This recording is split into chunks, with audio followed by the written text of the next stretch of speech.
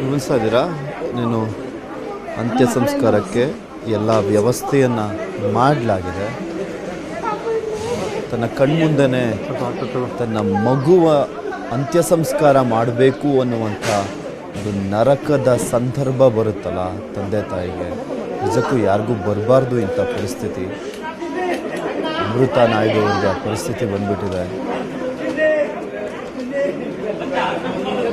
ಎರಡನೇ ಮಗು ಅವರಿಗೆ ಈ ರೀತಿಯಾಗಿ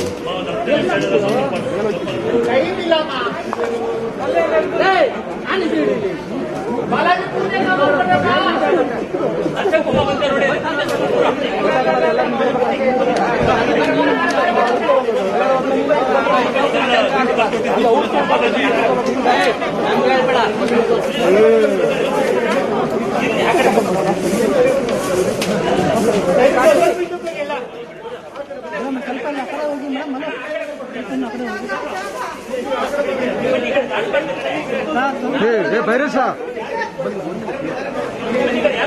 ಮೇಡಮ್ ಅಲ್ಲ ಆ ಕಡೆ ಹೋಗಿ ಮೇಡಮ್, ಆ ಕಡೆ ಹೋಗಿ ಮೇಡಮ್ ಮೇಡಮ್ ಮೇಡಮ್ ಆ ಕಡೆ ಹೋಗಿ ಓಪನ್ ಮಾಡು ಕೆಳಗಡೆ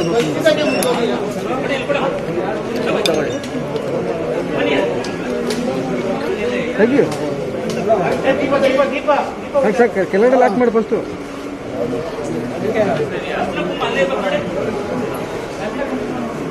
ಈಗ ತೆಗಿ, ಈಗ ತೆಗಿ. ಹಲೋ, ಸಾಕು ಹಾಂ ಆಫ್ ಆಯ್ತಾ? ಚಾರ್ಜಿಂಗ್ ಇಲ್ಲ, ಕ್ಲೋಸ್ ಮಾಡಿದ್ದೀನಿ. ಹಾಂ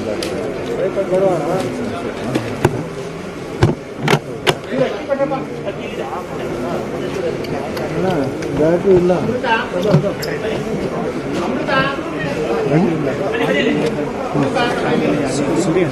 ಓಕೆ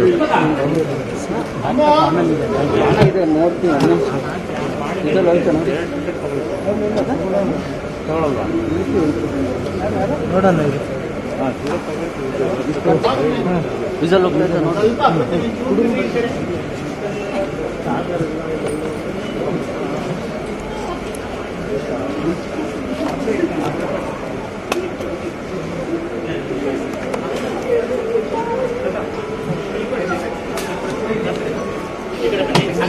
ಈ ಕಡೆ ಬರಬಾರ್ದು, ಈ ಕಡೆ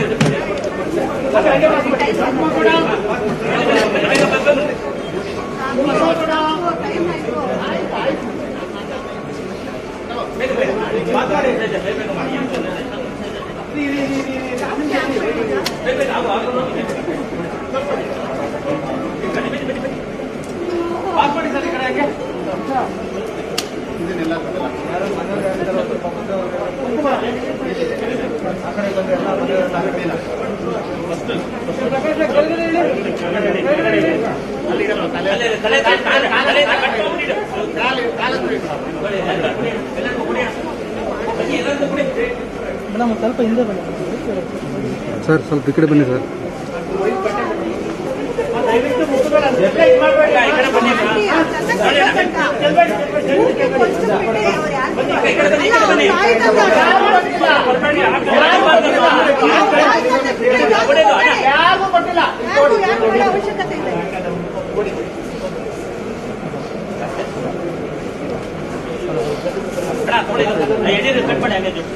ಆ ಕಡೆ ಒಂದು ಹಿಂಗೆ ಈಗ ನಿಲ್ಸಿನ ಆ ಕಡೆ ಒಂದು ಈ ಕಡೆ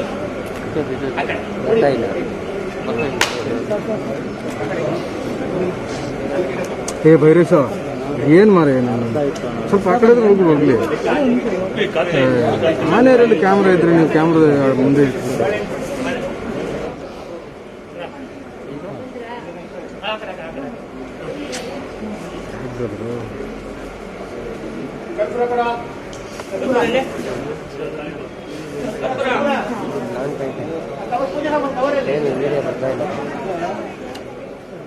ಅಂತಿಮ ವಿಧಿವಿಧಾನಗಳನ್ನು ನೆರವೇರಿಸಲಾಗ್ತಾ ಇದೆ.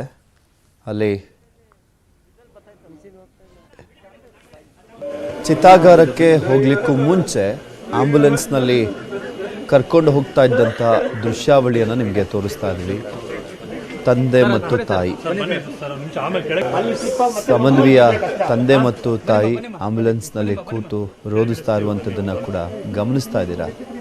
ಅದನ್ನೇ ಹೇಳ್ತಾ ಇದ್ದು, ನಿನ್ನೆಯಿಂದಲೂ ಕೂಡ ಯಾವ ತಂದೆ ತಾಯಿಗೂ ಇಂತಹ ಒಂದು ಪರಿಸ್ಥಿತಿ ಎದುರಾಗಬಾರ್ದು ಅಂತ ಸತತವಾಗಿ ಆಘಾತದ ಮೇಲೆ ಆಘಾತವನ್ನು ಅನುಭವಿಸುವಂಥ ಪರಿಸ್ಥಿತಿ ಆ ತಂದೆ ತಾಯಿಗೆ.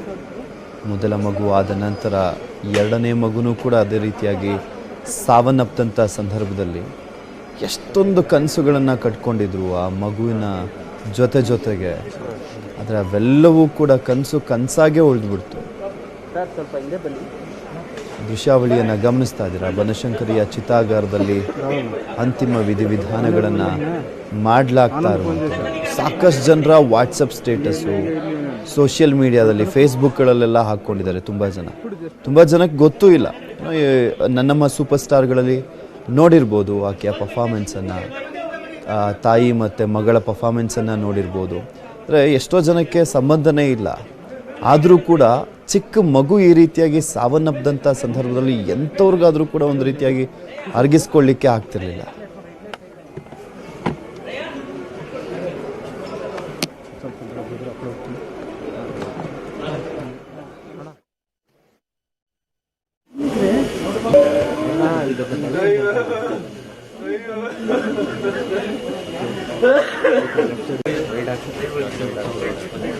ಸರ್ ಹತ್ಬಿಡಿ ಸರ್.